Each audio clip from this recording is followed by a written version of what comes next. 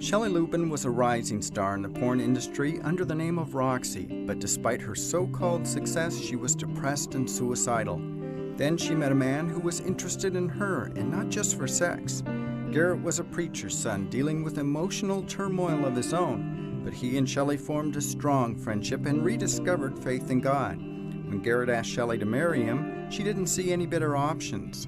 Little did she know, marrying Garrett would change her life. We went to the city hall, and I remember walking up to city hall, just kind of out of it.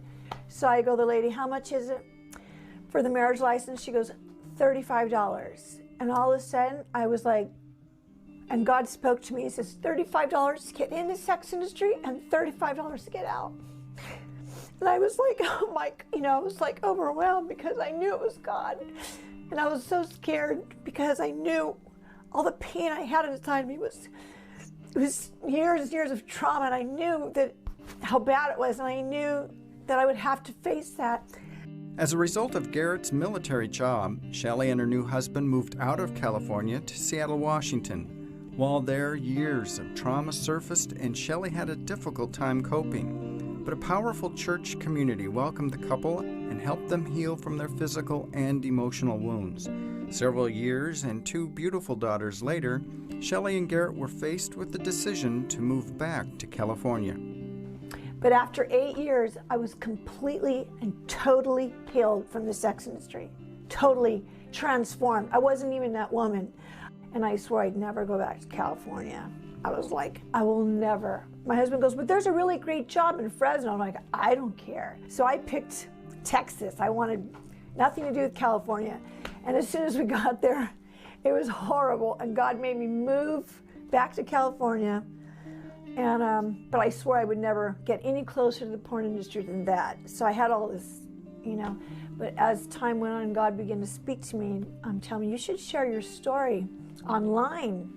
I'm like, no way. I got it made right now. I have my children, all the people, or all the moms in Christian school, or my kids, they think I'm a good mom, the cupcake queen. They don't know my past.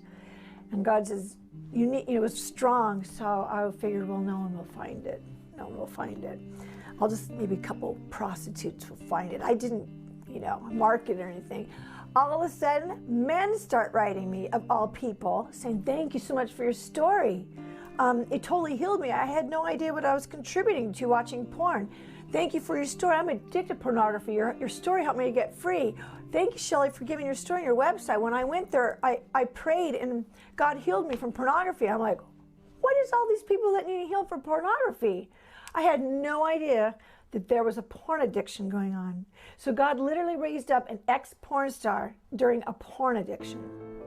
Shelley was surprised to discover the large number of people who are battling porn addictions every day.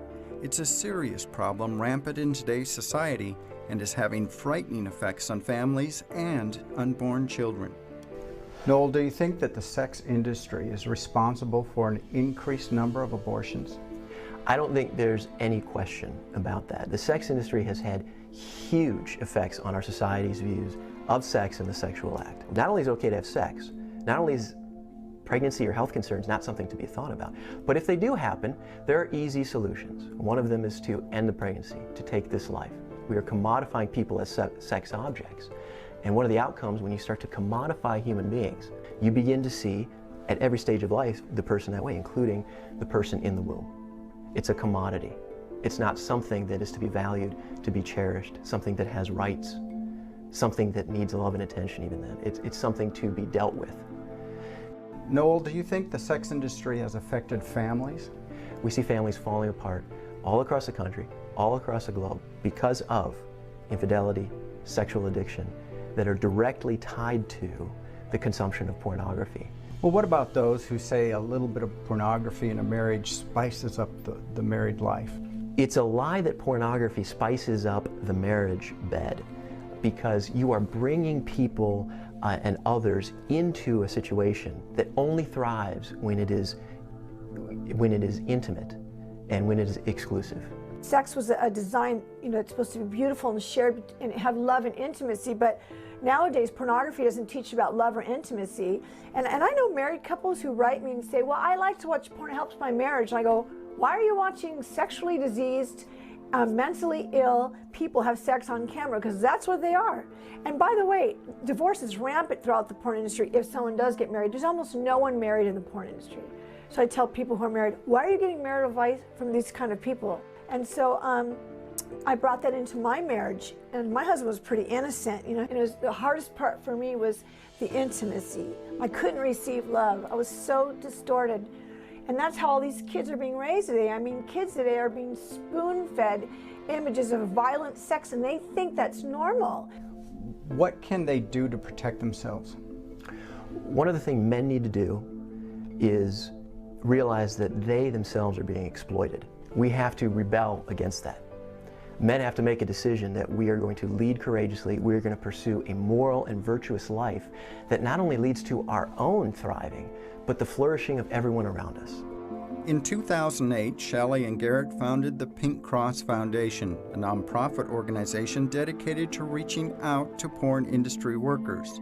It offers emotional, financial, and transitional support. You know, God has me reaching out to women in the porn industry, because at first the porn industry discredited me and says, oh, she never did porn, she's a nobody. They try to discredit my voice, so God says, get some more voices. So I said, I will. So I went and started rescuing women out of the porn industry, and now we've helped over about 50 women come out, and probably half of them have told their stories, and now we testify Congress, state capitol, and I've been the person who's been able to connect sex trafficking with pornography. You know, a lot of people, you know, they think that, oh, and other women enjoy it. I go, oh, no. There's been a terrible mistake or misunderstanding here. The women do not enjoy making porn. This is the biggest facade that has ever happened, really, to our nation and world, pornography. In a moment, we'll hear Noel and Shelley's hopes for the future in today's sex-saturated culture.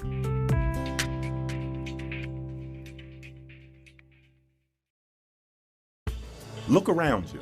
Every day, heroes abound in our country. We're surrounded by people who courageously face difficult obstacles life has thrown in their paths. Tune in each week to meet people who show there are positive, godly solutions to tough, critical situations. We'll tackle challenging life issues such as abortion, stem cell research, adoption, and abstinence, and show that every human life is valuable and precious. Join us for inspiring stories of people facing life head-on.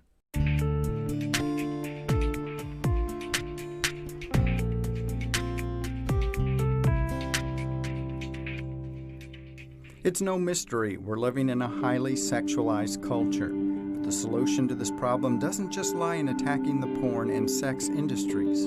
Parents can be a source of protection and solution if they have the courage to openly talk to their kids about the sexual content they're being bombarded with in society. The biggest problem I see that happened to my parents and parents in this world today is they just want to hide their heads in the sand and ignore what's going on. So I talk to my daughter, I communicate why it's important to wait. And my husband, you know, he's affectionate with my daughters. I'll remind him. Wives, remind your husbands, hey, put your arm around our daughter more, make sure you say I love you.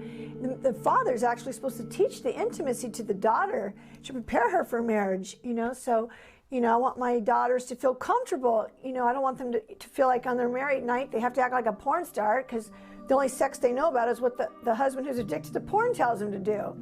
You know, so it's you know, it's a matter of educating and communicating to your child. In this day and age, parents have to do that, or they're going to bring years and years of heartache to their child. And they're responsible. I hold parents responsible for what is happening to this culture. One of the things that we talk about with parents is sexual education begins at birth, because this education is about modeling. Our kids, they see what we are modeling. So we need to be modeling an approach to sexuality that has integrity and that has wisdom. That's the starting point. Parents need to talk to their kids about it. The second one then is putting the things in place in their home where they're going to protect their kids.